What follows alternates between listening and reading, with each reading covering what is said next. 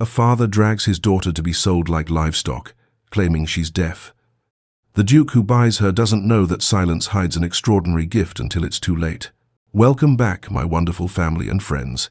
If you're enjoying this story, don't forget to hit subscribe and drop a comment letting me know where you're tuning in from. And trust me, you won't want to miss tomorrow's story, so stay tuned. The crisp autumn air hung heavy with the scent of damp leaves and the earthy tang of livestock. The small village of Ashford, nestled in the rolling hills of Victorian England, bustled with its customary market day energy.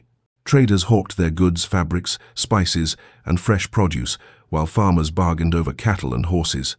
Lord Henry Ashford, Duke of Ashford, had no particular interest in the day's events.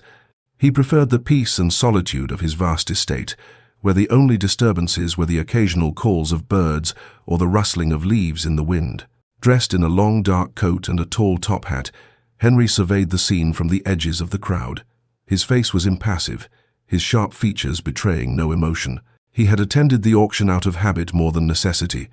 As the Duke of Ashford, he was expected to make an appearance, though he rarely engaged with the townsfolk. His wealth and title made him a man apart, a figure that others admired from a distance but never truly approached. The sound of horses' hooves and cattle lowing filled the air as Henry made his way down the narrow lane toward the corral. He barely glanced at the horses being sold, his thoughts elsewhere. But then, something caught his eye. At the far edge of the auction grounds, behind a group of cattle, stood a girl. She was young, no older than 16, with long brown hair tangled with dust, her face hidden beneath a grimy shawl. Her dress was tattered at the hem, her bare feet calloused and dirty from the long hours spent standing in the market. The girl did not cry out like the other auctioned goods. She did not beg for attention or sway her head in hopes of drawing a bidder's eye. Instead, she stood motionless, her head slightly tilted, her eyes downcast, as if she were resigned to her fate. Henry's gaze lingered on her for a moment longer than he intended. There was something strange about her stillness.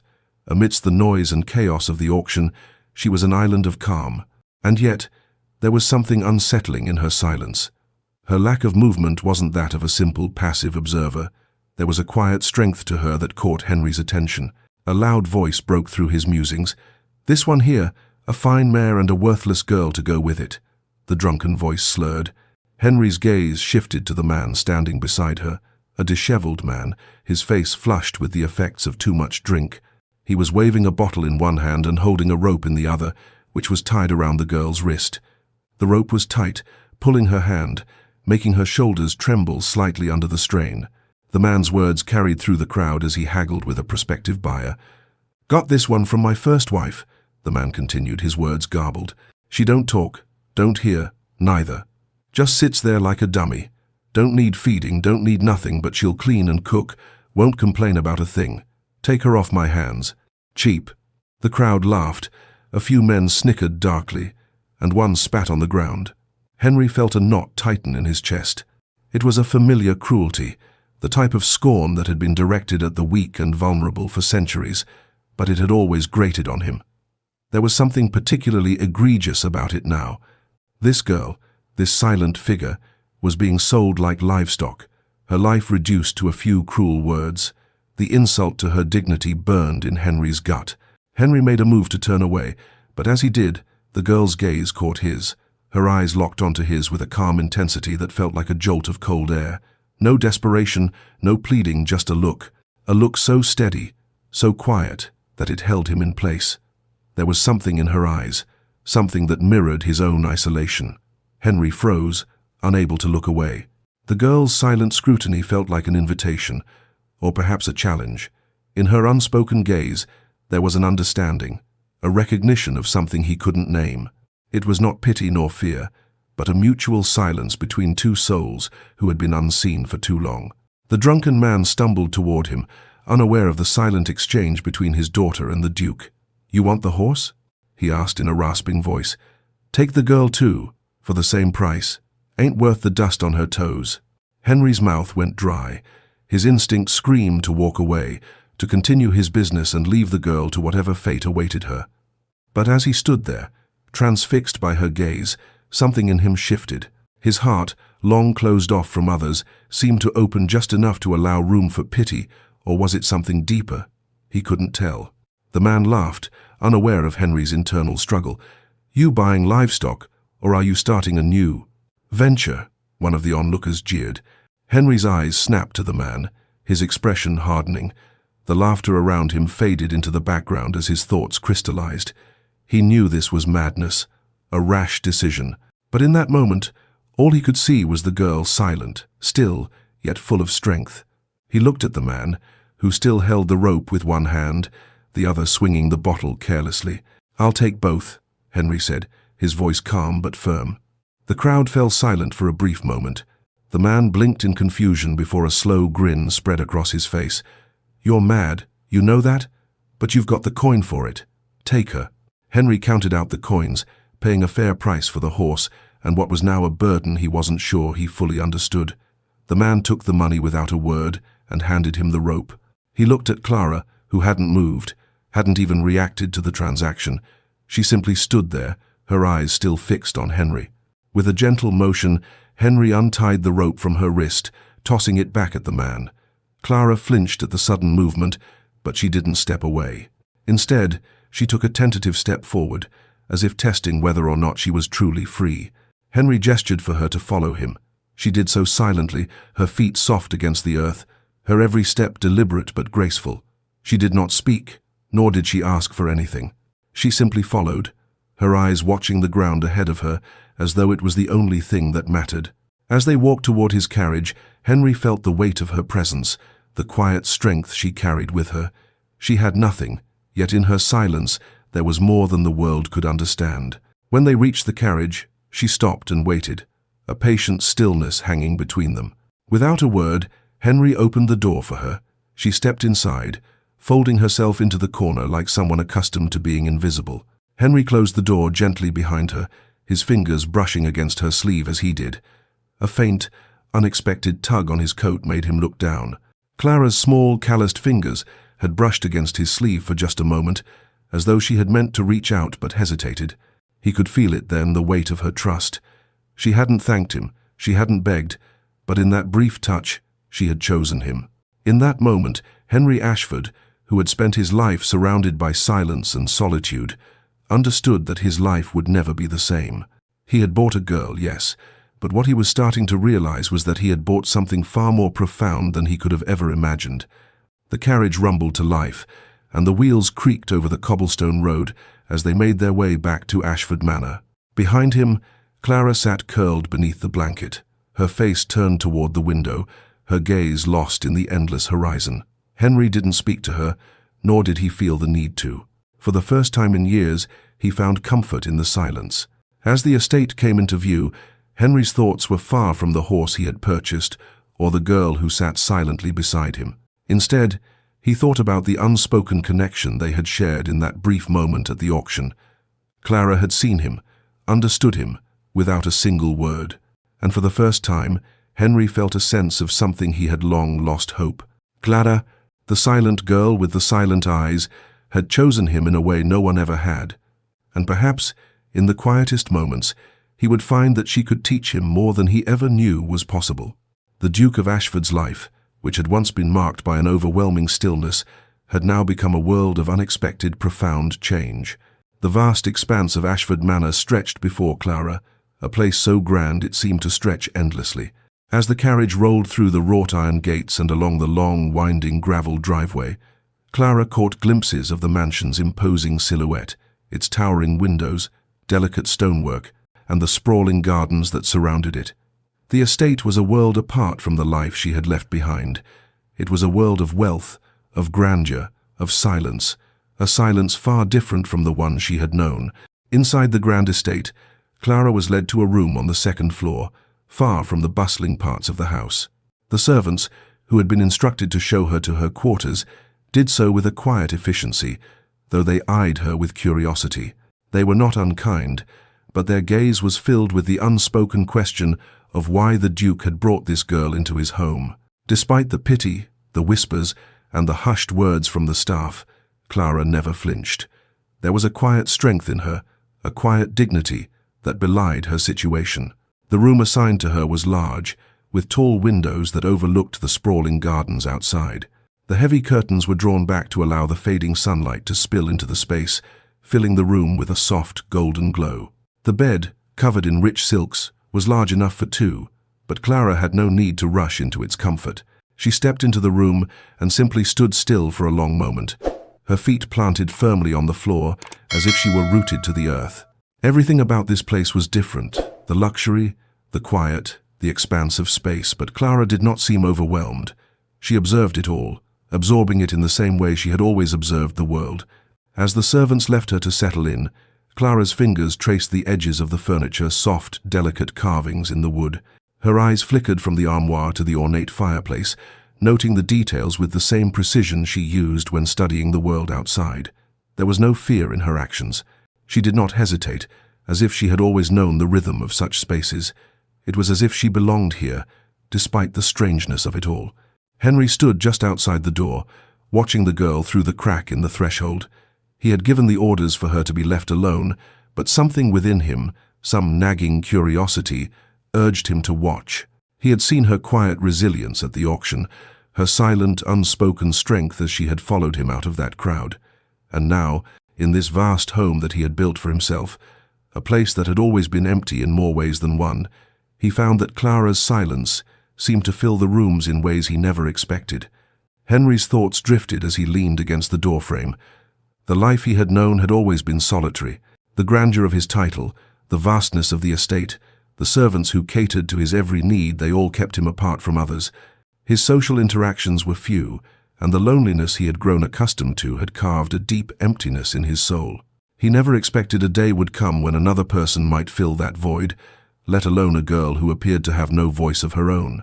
He had bought her out of pity, out of a strange sense of moral obligation, but now, seeing her in this opulent room, surrounded by comfort and wealth, he couldn't help but wonder what exactly he had brought into his life. Henry's fingers lingered on the door handle, and for a moment he considered stepping into the room. But he hesitated. The girl, Clara, had not asked for this life. He could not imagine the kind of hardship that had led her here, nor the kind of pain she had endured. And yet, she seemed unbroken by it. She moved with a calm assurance, as though she had always belonged in a world of fine things, even though she had never spoken a word. It was perplexing. He had expected to see fear, uncertainty, perhaps a deep longing for something more. Instead, he saw only an eerie composure that unsettled him. Clara turned toward the window and gazed outside, her eyes fixated on the garden. Her posture was relaxed, but her face held an expression that seemed to be searching for something, or perhaps recalling something. She did not look back at Henry, nor did she give any indication that she was aware of his presence at the door. And yet, Henry could not shake the feeling that she had sensed him there, that she knew exactly where he stood, despite the quiet. He was drawn to her silence, a silence that spoke volumes. The girl who had been sold like livestock, the girl who had come from nothing, had somehow found a place within this massive house without uttering a word. There was power in that silence, a power Henry had never fully understood. It was as if she were speaking to him in ways words never could. After a long while, Clara slowly turned from the window, her gaze flickering across the room. Her eyes locked with Henry's, and for a brief moment their gazes met silent, unspoken. A quiet understanding passed between them. Henry's breath caught in his throat. It was a look that transcended anything he had expected. It was as if Clara could see him, understand him, without him ever saying a word. She didn't need to ask for anything.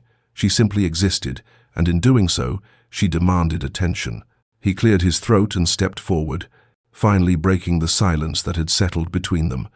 "I trust you will find everything to your liking here," he said, his voice gentle but formal. He meant it, though it sounded more like an offer of hospitality than anything else. Yet, deep down, he realized it was more than that. He wasn't just offering her comfort, he was offering her a life, a chance at something different from what she had known. Clara did not respond with words. Instead, she walked to the small desk by the window, her fingers trailing across the surface. She picked up a quill, examined it for a moment, and then dipped it into the inkpot. Henry watched, unsure of what to expect. Would she write something? Would she communicate with him in this way? After a few moments, Clara began to write slowly, her handwriting delicate and precise. When she finished, she turned the parchment toward him. The words were simple, but they struck Henry with unexpected force. "Thank you." Henry was taken aback.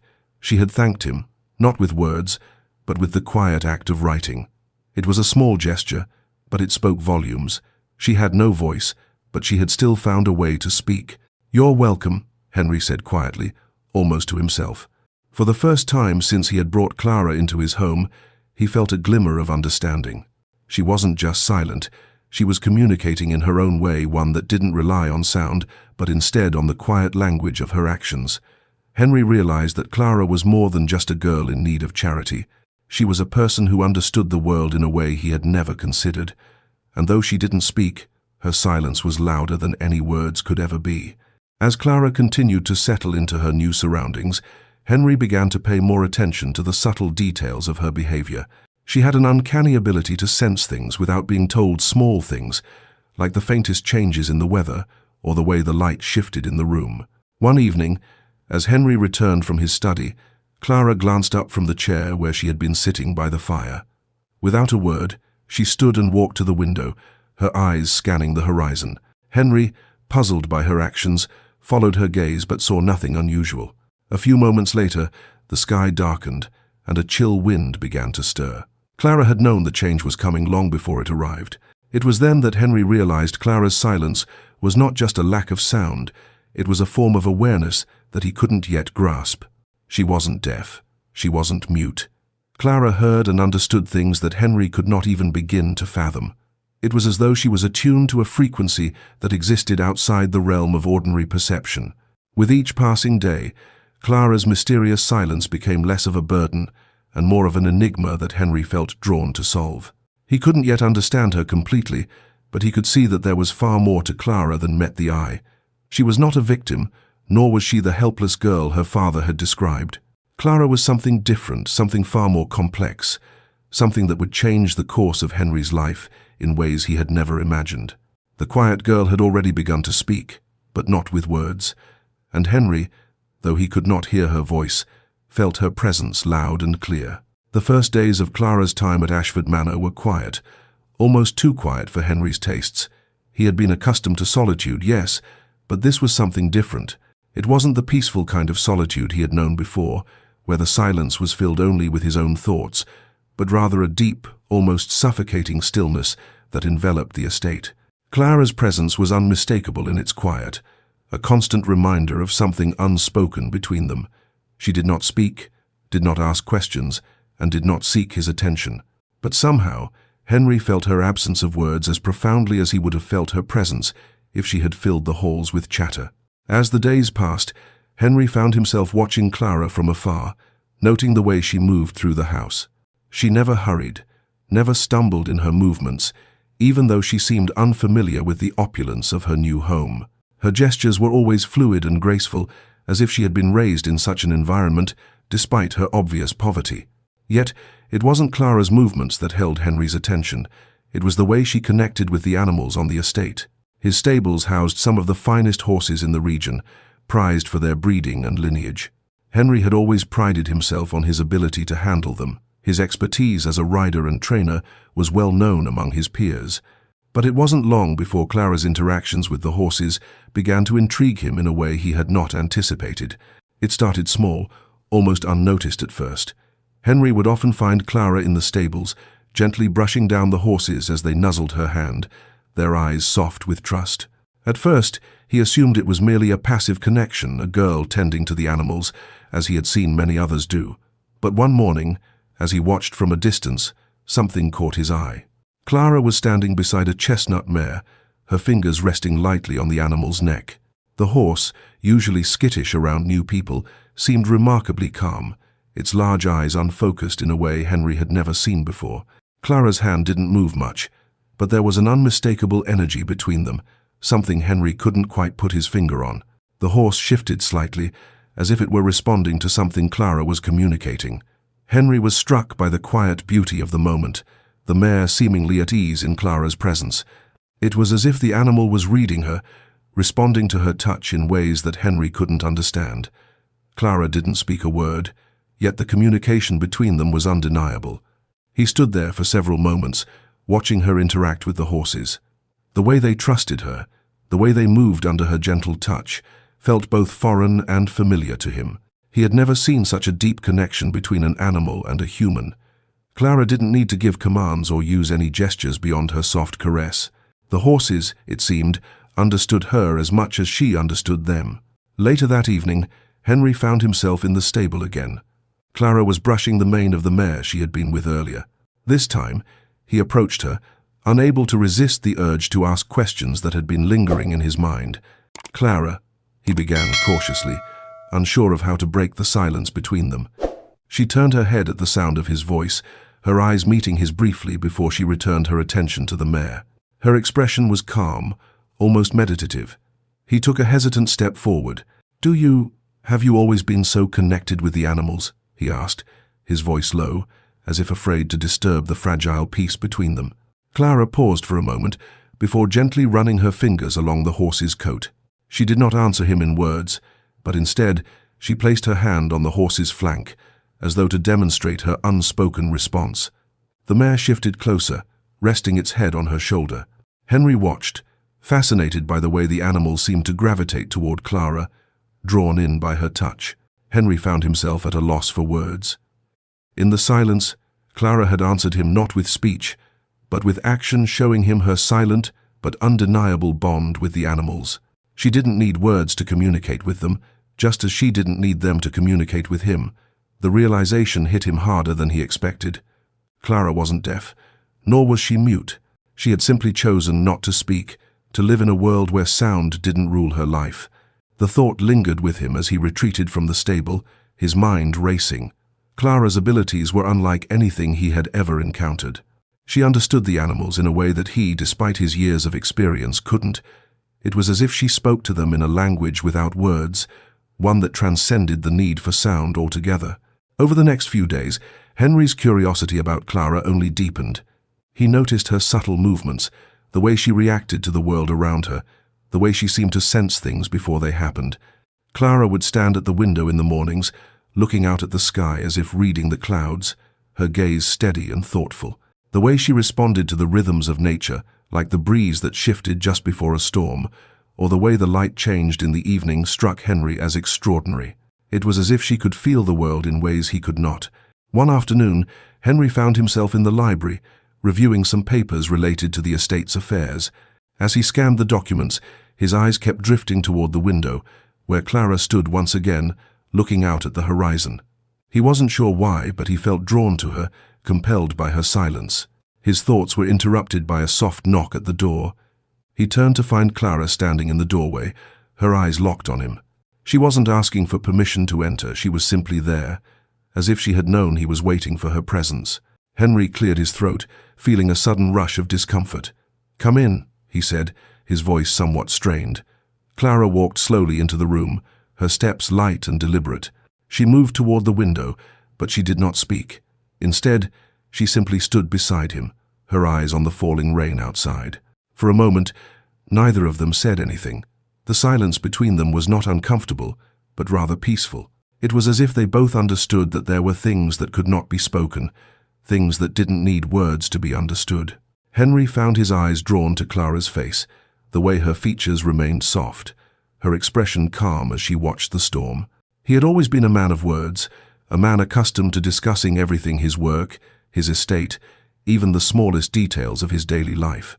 But Clara, in her silence, had a way of communicating that Henry couldn't put into words.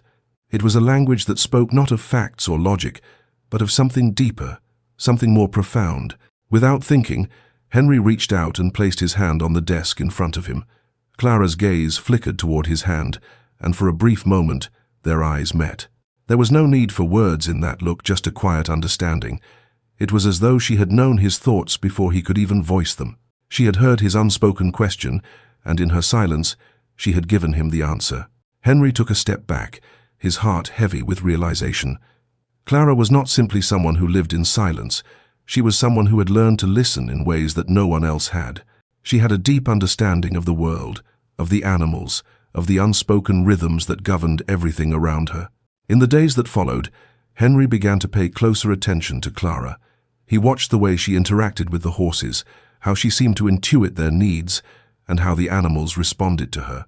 He observed her in the gardens, where she seemed to move in harmony with the plants, her hands gently brushing the leaves as if she were listening to their quiet whispers. As much as Henry tried to dismiss it, he couldn't shake the feeling that Clara's silence was not a lack of communication. It was a form of communication in itself. It was a language of its own, one that Henry was only beginning to understand. And as Clara's presence continued to settle into the estate, Henry found himself growing more fascinated by her. There was a mystery in her silence, a mystery that both intrigued and unsettled him. He had never been one to believe in the supernatural or the unexplained, but Clara's connection with the world, her ability to sense things others could not, made him question everything he thought he knew. Her silence, once a barrier between them, was now the thing that drew him closer. It was as if she spoke in a way that transcended words, and Henry, despite his best efforts to maintain his distance, was helplessly drawn into the quiet enigma that was Clara. In the days that followed, Henry found himself not just watching Clara but waiting for the next moment when she would reveal another piece of her mystery, another hidden layer of understanding. And though he had never been one to entertain the idea of fate or destiny, he couldn't help but wonder if there was something more to their meeting, something more than simple chance that had brought her into his life. The late afternoon sky had already begun to darken, the pale blue of the day giving way to ominous clouds that gathered in heavy layers above Ashford Manor. The wind, usually a gentle whisper through the trees, began to stir, pushing the scent of earth and rain toward the house. It was the kind of change in the air that would have gone unnoticed by most, but not by Clara. Inside the manor, Henry sat at his desk in the study, the vast windows on either side of him casting slanted beams of amber light onto the oak floors. The papers before him were a mix of estate business land assessments, tax documents, and requests from neighboring landowners. He had always found solace in this work, in the control it gave him over his surroundings. The numbers, the facts, the black and white certainty of it all, it was familiar, it was manageable. But even in the midst of his routine, a strange sensation tugged at him, an undercurrent of unease that he couldn't quite place. He tried to ignore it, focused instead on the paperwork in front of him, but his eyes kept straying to the windows, to the growing storm clouds on the horizon. At that moment, he heard a soft sound from the doorway. Clara stood in the frame, her eyes wide, her usual calm demeanor replaced by an almost frantic energy.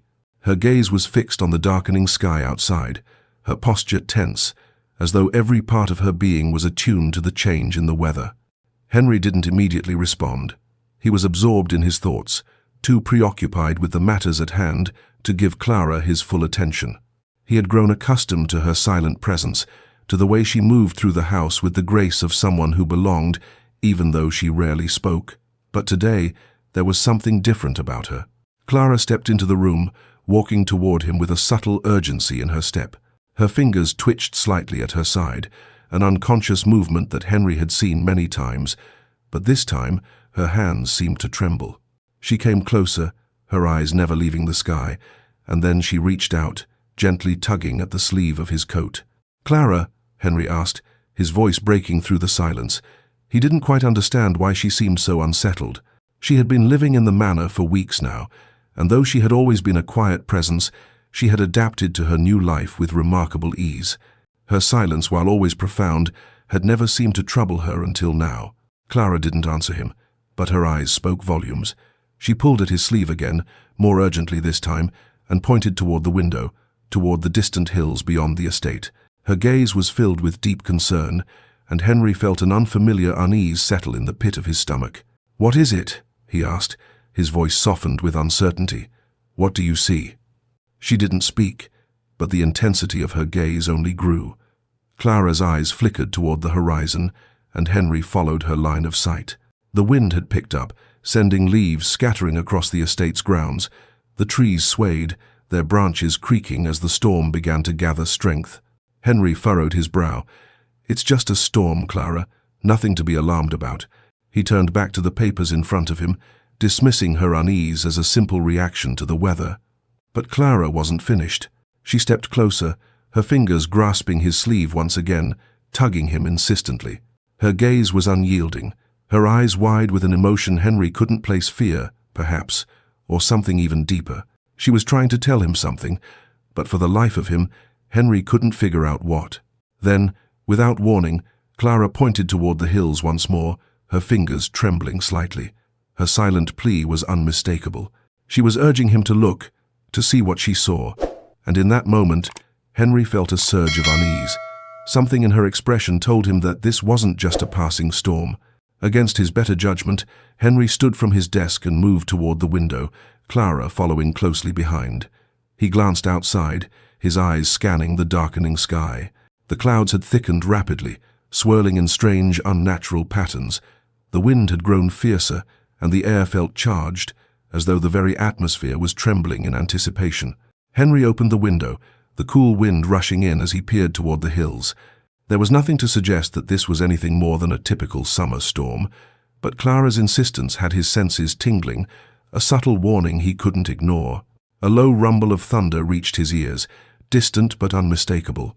And then, as if on cue, a sharp crack split the air, a bolt of lightning streaked across the sky, followed by a deafening crash as it struck a tree on the far edge of the estate. Henry's breath caught in his throat as he turned to Clara, his heart pounding in his chest. She hadn't flinched at the lightning strike. Her expression remained steady, almost as if she had known it was coming. As the storm began to roar in earnest, Clara stood beside him, her eyes fixed on the now burning tree in the distance. "Clara," Henry whispered, his voice barely audible above the sound of the storm. "You knew. You felt it, didn't you?" Clara didn't answer. She didn't need to. Her silence, in that moment, spoke more clearly than any words ever could. She had known, long before anyone else had sensed the impending danger, that the storm was coming. Henry stood frozen, watching the fire consume the tree in the distance. The wind howled, and rain began to fall in torrents, drenching the estate in a matter of minutes. But Clara's calm remained unshaken. She had known the storm was coming, not through the sound of the wind or the first raindrops, but through something else, something deeper, a sensation that Henry couldn't begin to comprehend. The realization hit him like a cold wave crashing over him. Clara was not just sensing the world in the way he had imagined. She wasn't simply reacting to the weather or to the sights around her. No, Clara was hearing something beyond the realm of ordinary perception. She was connected to the world in ways that Henry had never considered, in ways that no one else could understand. She was hearing the vibrations of the earth, the subtle shifts in the air, the warning signs that no one else could detect. She had felt the storm's approach long before the first cloud had appeared on the horizon. She had heard it, in her own way, through her touch, through the quiet pulse of the world that most people never noticed. Henry's mind raced as he tried to process what had just happened. The storm, so sudden and violent, had been something Clara had felt coming long before it struck. It was as if she had tapped into a frequency, a hidden pulse that existed beneath the surface of the world, one that Henry couldn't hear, but Clara could. "Clara," Henry murmured, more to himself than to her. "What are you?" But Clara didn't respond. She simply stood beside him, her gaze still fixed on the horizon, where the storm was now in full force. There was no fear in her eyes, only the quiet certainty that she had known this would happen, that she had felt it in her bones long before the first crack of thunder. The wind howled, sending sheets of rain slamming against the windows, but Clara remained still, her presence calm and grounded amidst the chaos. She had warned him without speaking a single word. She had communicated with him in a way that words could never capture. Henry took a deep breath, his chest tightening with the weight of the realization. Clara had not just seen the storm coming, she had heard it, felt it in ways that were beyond his comprehension. She was not merely a silent girl who had been misunderstood. She was something far more extraordinary, a girl with a gift that he could not yet understand. As the storm raged outside, Henry felt a shift within himself. The unease that had once been a fleeting sensation had now become something more. Clara's silence was not a barrier between them, it was a bridge, one that connected them in ways that transcended sound and speech. For the first time since he had brought Clara into his home, Henry felt something stir within him, something deeper than curiosity, something that went beyond fascination. It was awe, mingled with a deep sense of wonder. Clara was not just a girl who had been sold into his care, she was a mystery, a force of nature that he had yet to fully understand. And as the storm continued to rage outside, Henry knew that this was only the beginning. The answers to the questions that plagued him about Clara's abilities, her silence, and her connection to the world were still out of reach. But he knew one thing for certain. He was no longer the man he had been before Clara had entered his life, and whatever lay ahead, he was ready to face it with her by his side. The village of Ashford was a place where everyone knew everyone, where secrets were scarce and gossip was plentiful. It was a town that held on to tradition and resisted change. People lived simple lives, rooted in the land and the rhythms of the seasons, with a deep sense of suspicion toward anything or anyone that disrupted the calm order of their existence. Clara, in her silence, had always been an outsider. Though she had been brought into the Duke's home with a mix of curiosity and pity, it wasn't long before the whispers began. The first rumors were small, barely noticeable. A few of the village women would exchange knowing glances as Clara passed by with the Duke, and others would murmur that the girl was simply strange. But as the days turned into weeks, those quiet mutterings began to grow louder. Clara's connection to the animals on the estate became the focus of suspicion. She seemed to know things before they happened, and the animals responded to her in ways that left the townsfolk uneasy. It was said that she could soothe even the most wild of horses with a single touch, that she could calm the most agitated dogs with nothing but a look. But it was not just her affinity with the animals that sparked fear, it was the strange way she seemed to predict events. When the rain would fall, Clara was always the first to notice, her fingers brushing the sky with an almost prophetic air. She would watch the clouds, her eyes narrowed with concentration, and then turn to Henry, signaling that a storm was coming, long before the first drop of rain had fallen. At first Henry had brushed it off. He had noticed Clara's unusual perception, but he attributed it to her acute senses or perhaps her deep connection with nature. However, the townspeople didn't see it that way. To them, it was more than uncanny, it was unnatural. Some began to call her a witch, others a freak, and still others whispered that she had powers beyond human comprehension. The fear began to spread, slowly at first, like a disease that no one could identify, but it soon became all-consuming. One evening, as Henry sat in the study, he heard the unmistakable sound of a commotion outside the manor. He rose from his chair and walked toward the window, pulling back the heavy curtains just enough to peek outside. What he saw made his stomach tighten. A crowd had gathered at the gates of Ashford Manor. At least 20 villagers stood in a tight group, their faces twisted with anger and fear. They were shouting, though Henry could not make out the words. Their voices were a mix of resentment and accusation, and they pounded their fists against the gates in frustration. Henry's heart sank. He had feared this moment, feared that the town's growing unease with Clara would eventually lead to this. He knew how superstitious the people could be, how quick they were to turn on anything that seemed outside of their understanding. And Clara, with her strange gifts, was the perfect target for that fear. He hurried down the grand staircase, his footsteps echoing in the empty hallway. As he reached the front door, the butler, Mr. Gibbons, was already there, his expression grim.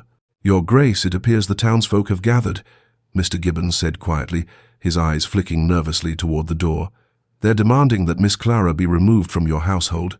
Henry's jaw tightened. "What are they saying?" he asked, his voice low but sharp. "They're calling her a witch, my lord, saying she has unnatural powers. They claim she's brought misfortune to the town, that animals have been behaving strangely ever since she arrived." Mr. Gibbons paused, then added, "Some say she's the cause of the crop failures, and others, they say she has cursed the village." Henry's mind raced. He had known that Clara's abilities were extraordinary, but he had never imagined they would be perceived as a curse.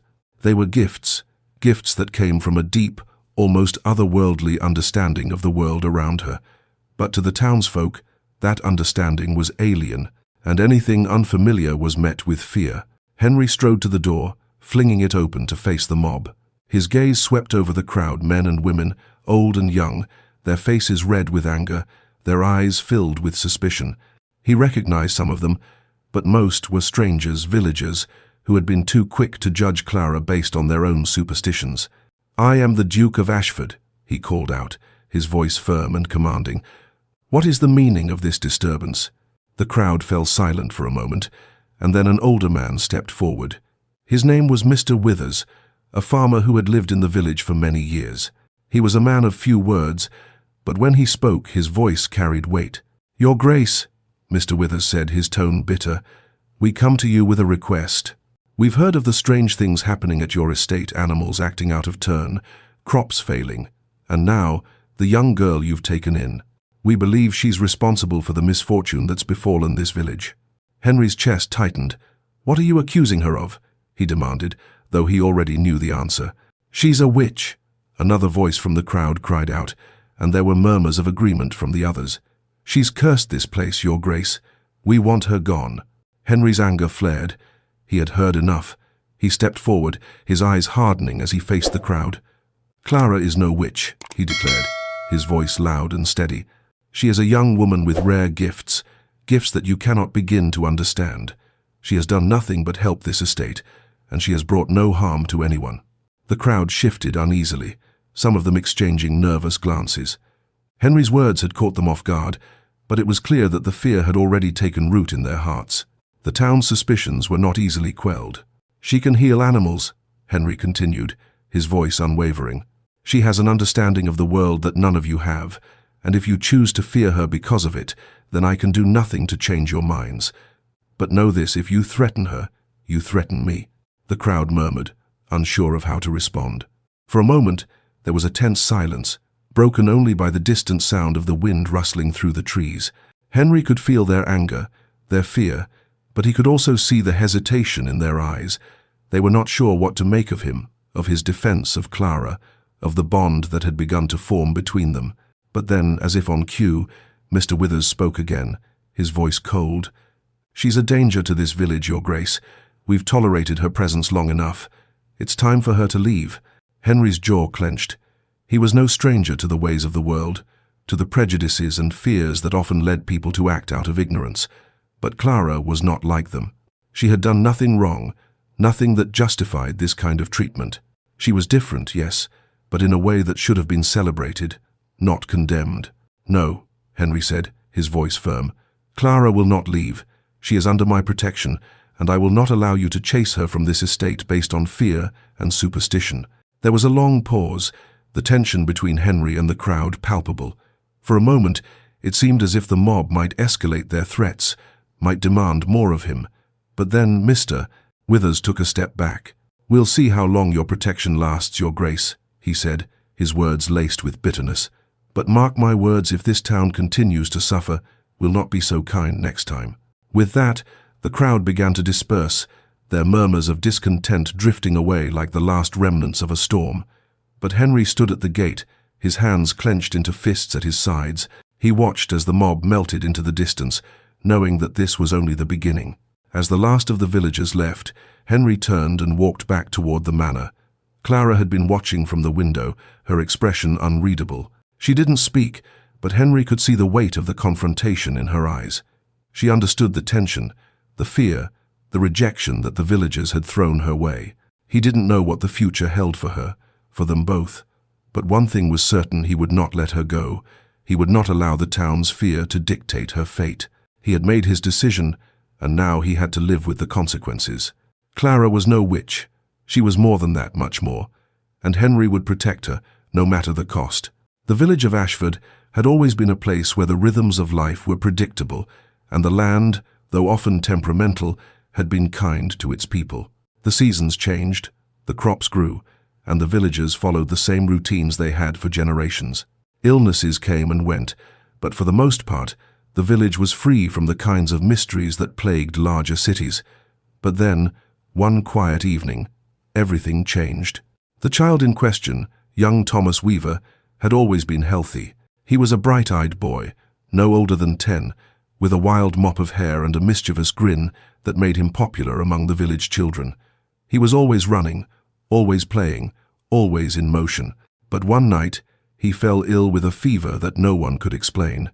It started with a small cough and a low fever, but by morning, his condition had worsened.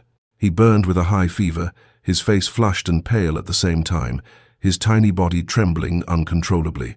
By the time Thomas's mother had rushed him to the village doctor, Dr. Barnes, his condition had deteriorated further. Dr. Barnes, a man of considerable experience but limited knowledge, could find no clear cause for the boy's ailment. He prescribed some herbs to ease the fever and sent the family home, but when the fever worsened by the hour, the villagers became frantic. As the day stretched on and Thomas's condition showed no sign of improving, whispers began to spread. Some of the villagers said that Clara, the Duke's ward, had a gift, a strange, inexplicable connection with the world that set her apart from the rest. Clara, they said, could heal the sick with just a touch, could understand the rhythm of the earth and the elements in ways that defied logic. Some believed she was a healer, others feared she was a witch. It was this growing reputation, fueled by the town's fear and fascination, that eventually led Thomas's desperate parents to make the decision to visit the Duke's manor, seeking Clara's help.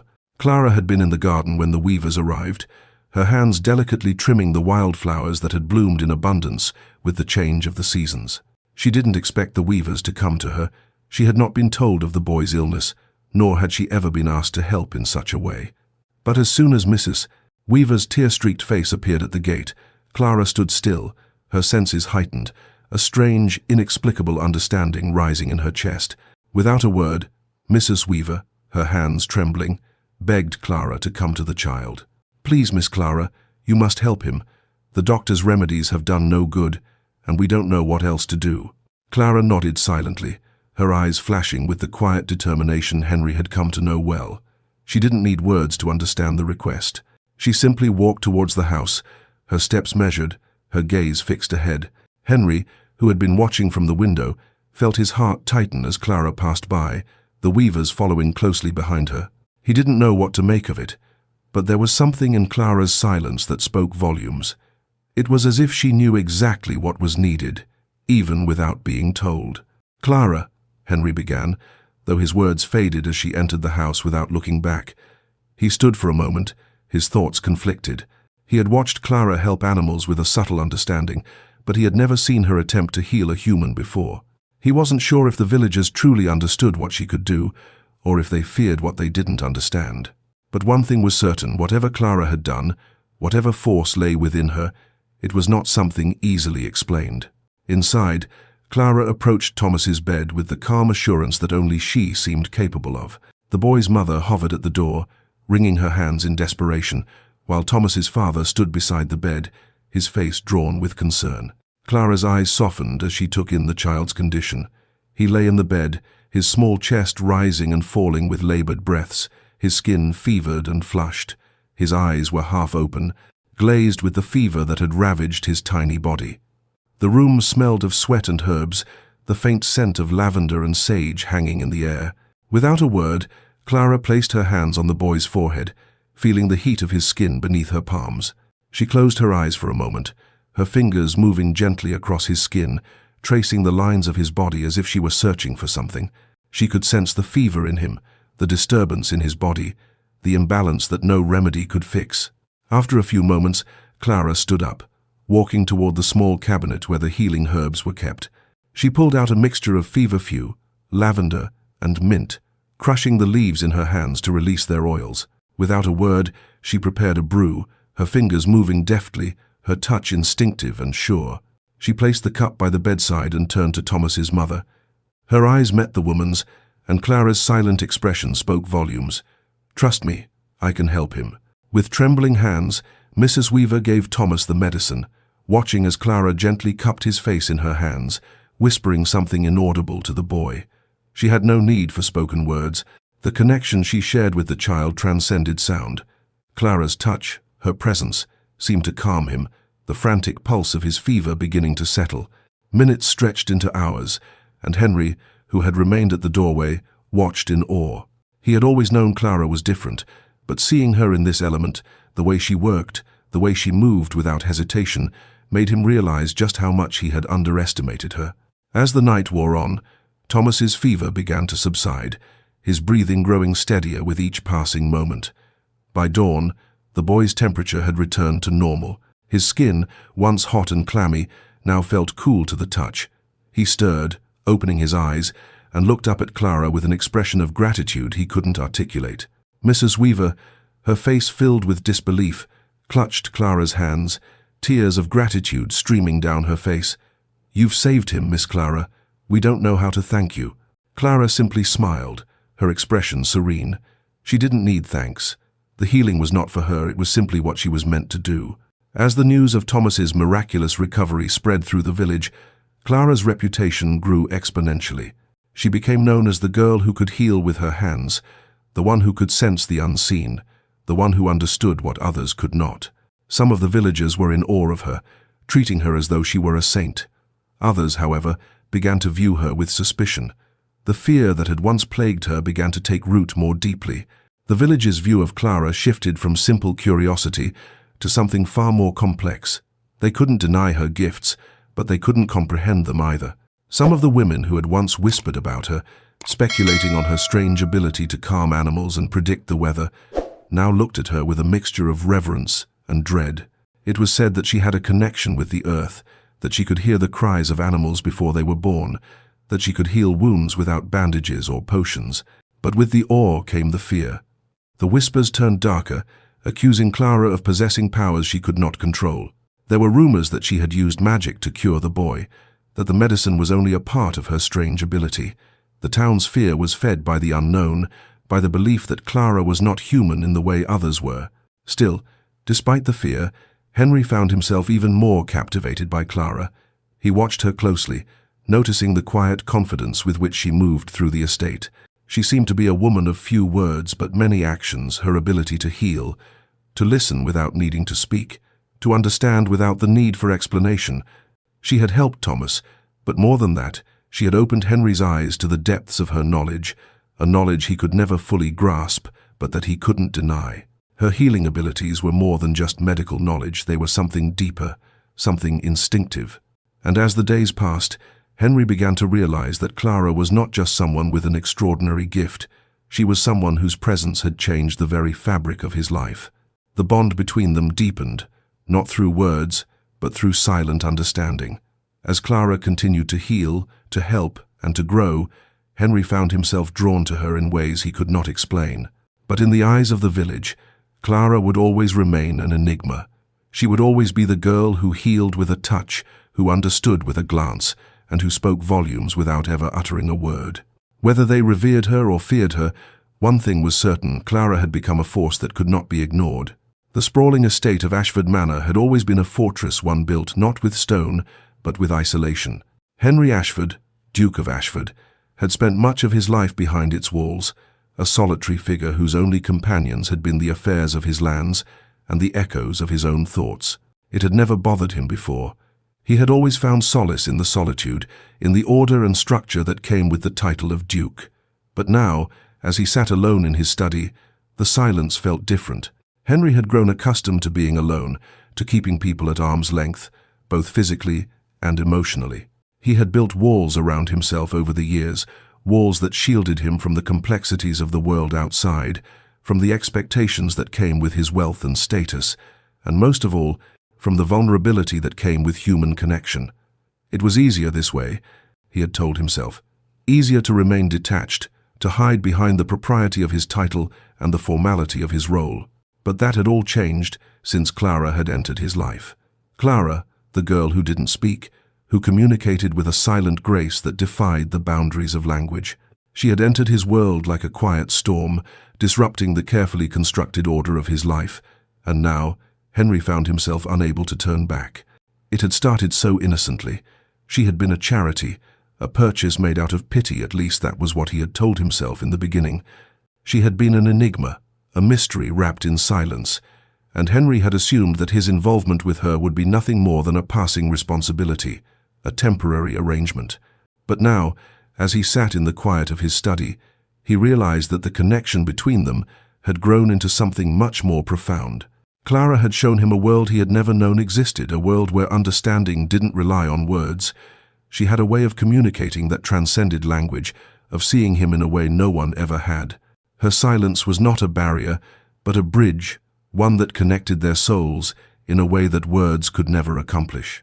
As he reflected on the time that had passed since Clara's arrival, Henry realized just how deeply he had come to care for her. It wasn't because of her beauty, which was undeniable, nor was it because of her status, which was non-existent. It was because of her soul, the quiet depth in her eyes, the way she understood him without speaking, without asking. She saw the parts of him that he had hidden from the world for so long, the parts of him that even he had learned to keep buried. In Clara's silence, Henry had found someone who understood him without judgment, someone who didn't require him to explain himself. He had always thought of himself as a man in control, someone who held power over his own life, his estate, his future. But Clara had cracked that facade. She had shown him the fragility beneath his carefully constructed walls, and in doing so, she had opened a door he had never known existed. A door to a life he had never imagined for himself, a life that was not governed by rules, expectations, or status, but by connection, understanding, and love. And yet, as Henry sat in the dim light of his study, he felt a pang of unease. The walls he had built around himself were still there, still strong, and they were not easily breached.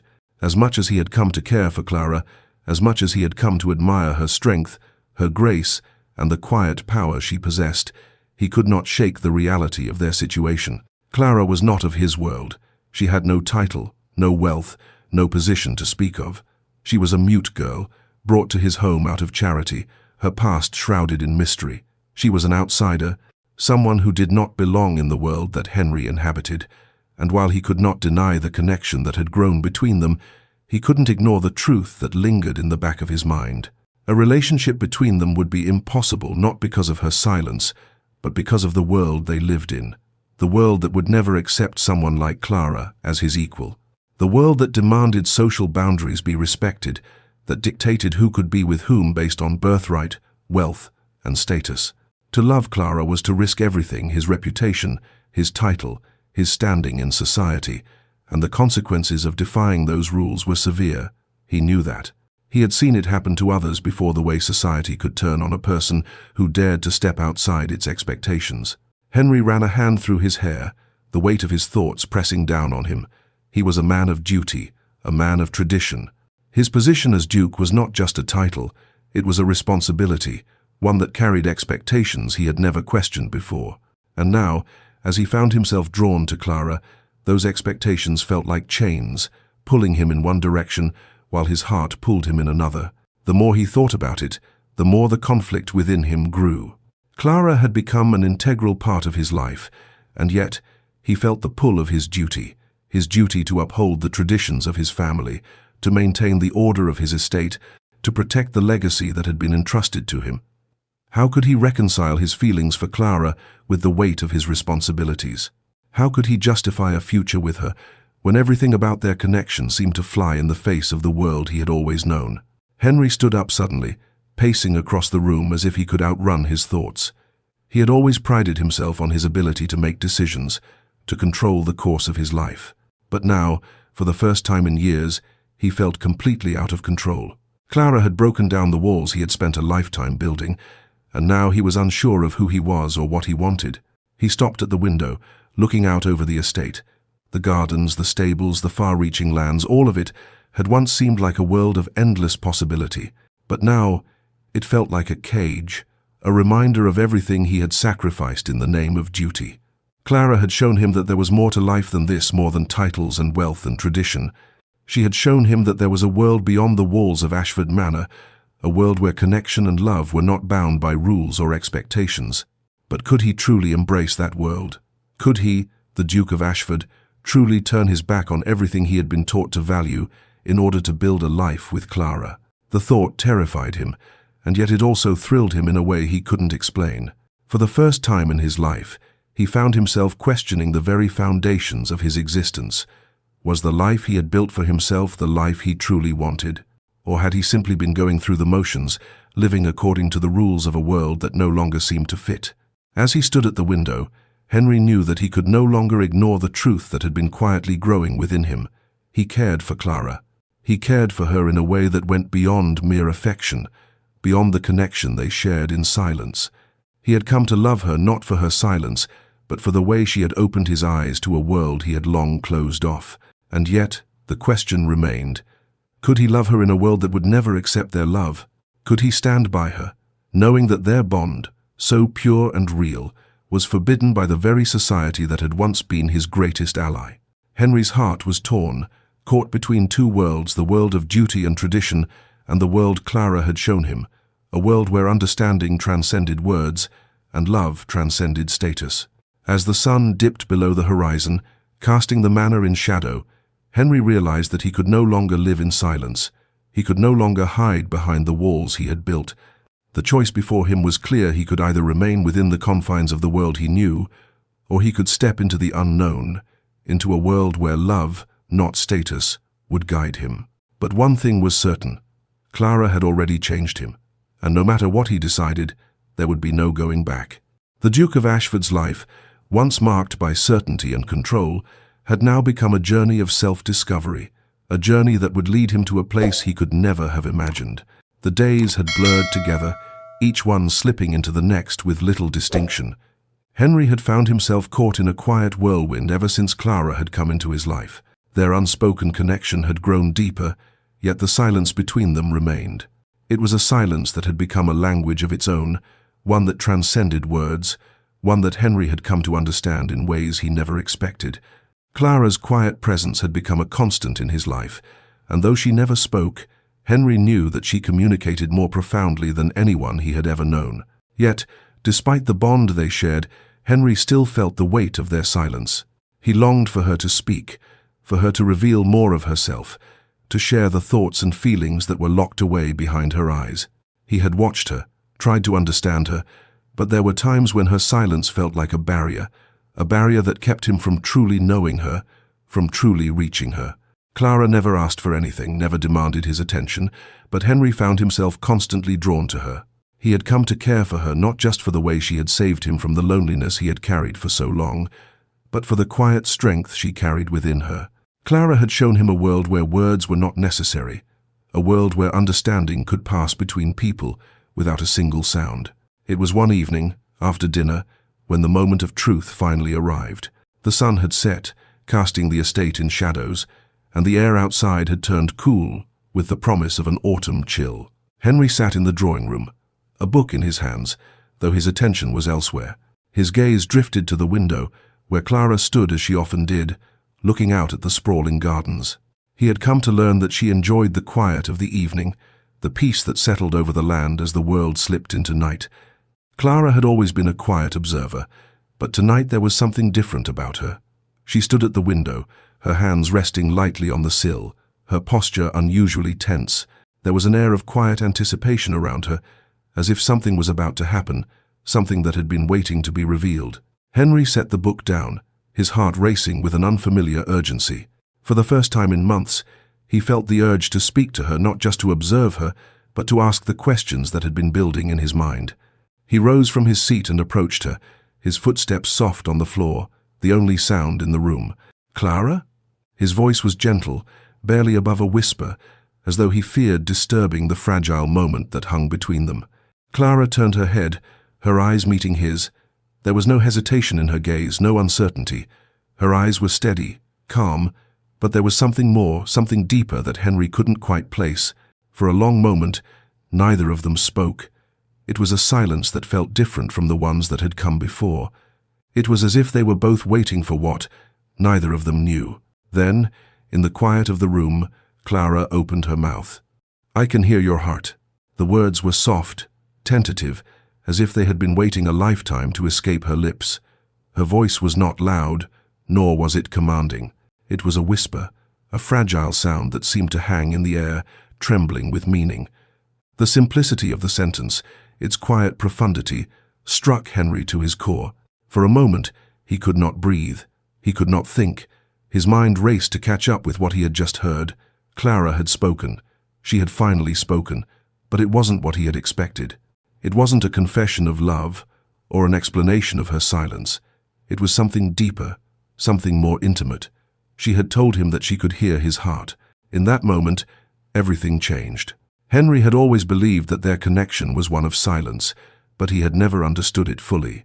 He had come to care for Clara, to love her in ways he could not explain, but he had never realized how much she truly understood him. Clara's silence was not a void, it was a language, one that he had been learning to speak without even realizing it. Her ability to hear his heart, to understand his unspoken emotions, revealed a depth to their connection that he had never anticipated. I don't understand," Henry whispered, his voice shaking with the weight of his emotions.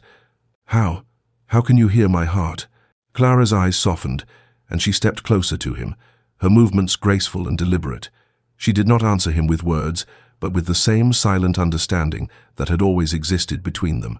Her fingers, warm and steady, reached out and rested on his chest, just over his heart. She didn't need to explain further. In that simple gesture, Henry understood. Clara had always heard him not with her ears, but with her soul. She had always understood his pain, his sorrow, his joy, even when he had never spoken of it. She had known him in ways that no one else had, in ways that went beyond words. Henry felt a lump form in his throat as he looked at Clara. In that moment, he realized that their bond was not just one of compassion or affection. It was a connection that went beyond the limitations of language, a connection that transcended sound and silence. Clara had been listening to him all along, his heart, his unspoken desires, the parts of him he had kept hidden for so long. She had heard him in a way that no one else had. He reached up, his hand trembling slightly as he touched her wrist, where her hand still rested over his heart. He could feel the warmth of her skin, the steady rhythm of her pulse beneath her fingers. "You've always heard me," he said softly, his voice barely more than a whisper, "even when I couldn't hear myself." Clara nodded, her expression unreadable but full of quiet understanding. There was no need for further words, no need for explanations. In that moment, they both knew the truth. Their connection was not just one of shared space or silent companionship. It was one of deep, unspoken understanding. Clara had heard him when no one else had, when he had hidden himself behind walls of his own making. She had seen through the facade he had built, and she had known him in ways he had never allowed anyone else to. The silence between them deepened, but this time it was not oppressive. It was full, rich with meaning, like the space between two notes in a song, a pause that made the music more powerful. Henry's heart beat louder in his chest, not from fear or anxiety, but from the realization that the love he had come to feel for Clara was not just a fleeting affection. It was something deeper, something far more permanent. He had never believed in love at first sight, but now he understood that love could take many forms. It could grow in silence. It could be communicated in ways that went beyond words. Clara had shown him a new way of being, a way of loving that wasn't bound by the constraints of society or expectations. She had taught him that understanding didn't need to be verbalized. It could be felt, experienced, shared without a single word. Henry looked into Clara's eyes, his mind racing with the implications of her words. They were no longer just two people living under the same roof, passing in silence. They were something more, something he could not explain, but something he could no longer ignore. "I don't know what to say," he confessed, his voice thick with emotion. "But I know that I care for you, Clara, more than I ever thought I could." Clara's eyes softened further, a quiet smile tugging at the corners of her lips. She didn't need to say anything in return. Her smile was enough. It was a smile that spoke of understanding, of shared experience, of a love that had been built not on words, but on something much deeper, something that Henry had never thought possible. For the first time in his life, Henry felt seen, truly seen, not just by Clara, but by the world she had opened his eyes to. He had spent years hiding behind his title, his estate, his duties. He had built walls to keep himself safe from the vulnerability of human connection. But Clara had broken through those walls with nothing but her silence, her touch, and her ability to understand him in ways he had never imagined. As they stood there, the quiet of the night surrounding them, Henry knew that his life would never be the same. The walls he had built around himself had crumbled, and in their place was something far more profound, a love that needed no words, a connection that transcended everything he had once held dear. And in that moment, as Clara's hand rested over his heart, Henry realized that his heart, too, had found its place. It had found its home, not in the grand halls of Ashford Manor or in the titles he carried, but in the quiet, unspoken bond that he shared with the girl who had always heard his heart. The silence between them was no longer a barrier. It was the language of their love, deep, quiet, and unwavering. And in that silence, they had found everything they needed. Time moved in its gentle rhythm at Ashford Manor, and with it, the world outside shifted as well. Clara, once the subject of whispered rumors and suspicion, had become an integral part of the life Henry had always known, yet in a way that defied all expectations. No longer was she the girl who had been bought out of pity. No longer was she the strange, silent girl from the village. Clara had woven herself into the fabric of Henry's world, not as a guest or a curiosity, but as someone whose presence was now as natural as the turning of the seasons. The townsfolk, once so fearful and judgmental, had slowly come to accept Clara for who she was. The whispers had died down over time, replaced by quiet admiration from some and reluctant acceptance from others. The fear that had once surrounded her had transformed into something more respectful, a recognition of the gifts she offered rather than a suspicion of them. In time, Clara was seen for what she truly was, a healer, a woman of quiet strength, and a force of nature in a world that had often misunderstood her. It had been months since that fateful moment when Clara had spoken for the first time, and in those months the bond between her and Henry had only deepened. Their love was not the kind of love that filled the air with grand declarations or passionate exchanges. It was a love that grew quietly, in the spaces between words, in the shared glances, and the understanding that passed between them without the need for sound. It was the kind of love that, when given the room to grow, had the power to change everything. Clara had not only healed the bodies of the village's sick, she had healed something within Henry as well. She had healed the wounds of his loneliness, the scars that had shaped him into a man who believed he could live without connection. She had shown him a new way of being, one that didn't rely on the things he had once held dear: wealth, status, and reputation. With Clara, he had learned that the most important connections were those that could not be seen or measured. They were the quiet, unspoken bonds that held people together, even when the world around them was chaotic and uncertain. And so, as they stood together on the veranda of Ashford Manor, watching the sun dip low behind the hills, Henry felt a peace he had never known before. The estate, once a symbol of his isolation, had become a home in the truest sense of the word. With Clara by his side, the vastness of the land no longer felt empty. It felt full, rich with meaning, and the promise of a future that was theirs to shape together. Clara stood beside him, her presence as quiet and calming as ever. Her eyes were fixed on the horizon, her face peaceful and serene. Henry often found himself lost in the depths of her gaze, as though she could see more than he ever could. She had an understanding of the world that went beyond his own, a wisdom that came not from books or titles, but from the silence she had lived in for so long. The first time Henry had kissed her, it had been a tentative, almost hesitant gesture. He had wondered, even then, if it was enough a simple kiss to show her how much she meant to him, how much he had come to care for her. But since then, there had been no need for words. No need to declare their love for one another, because it was already understood. Their bond spoke louder than any spoken vow could ever do. As time passed, Henry and Clara's life settled into a gentle rhythm. Clara had become an essential part of the daily workings of Ashford Manor.